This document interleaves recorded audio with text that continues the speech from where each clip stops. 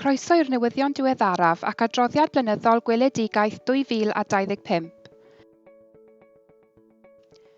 Gan edrych ymlaen at 2019 i 20 a thu hwnt, byddwn yn parhau i drawsnewid y ffordd rydyn ni'n cyflenwi'r gwasanaethau, trwy ystyried y tymor hir, cynnwys pobl yn y gwaith o gynllunio'n gwasanaethau, ystyried sut y gallwn gyflenwi gwasanaethau mewn cydweithrediad ag eraill, sicrhau bod ein cynlluniau'n integredig ac adnoddi dulliau o atal problemau rhag codi yn y lle cyntaf neu waethygu.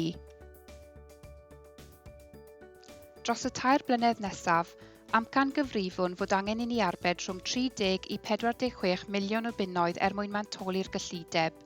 Gwaethaf yr heriau ariannol a wynebwn, rydyn ni'n parhau i fod yn uchelgeisiol, gan ymroi i fuddsoddi yn y gwasanaethau y mae ein trigolion yn dibynnu arnynt fwyaf. Dyma rhai o'r prif brosiectau y fyddwn yn gweithio arnynt yn ystod 2019 i sbardino ein gweledigaeth. Bargen twf canolbarth Cymru. Gweithio gyda phartneriaid i sicrhau bargen twf a allai fod gwerth cymaint a 200 miliwn o bunnoedd i ganolbarth Cymru. Llesiant gogledd Powys. Opsiynau ar gyfer datblygu canolfan wledig ranbarthol yn y dre newydd i gynorthwyo anghenion y boblogaeth i'r dyfodol. Gwella seilwaith ein hysgolion. Ysgolion sy'n darparu amgylcheddau modern a chyfarpar ar gyfer dysgu yn yr 11 ganrif ar 20 ac sy'n ganolog i fywyd y gymuned. Trawsnewid digidol.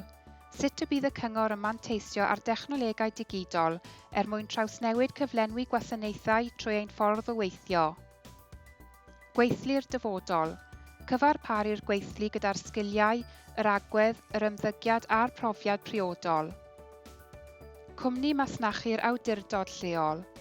Gwella cyfleoedd i gynhyrchu rhagor o incwm, a sbardun sylweddol i leihau gwariant y cyngor.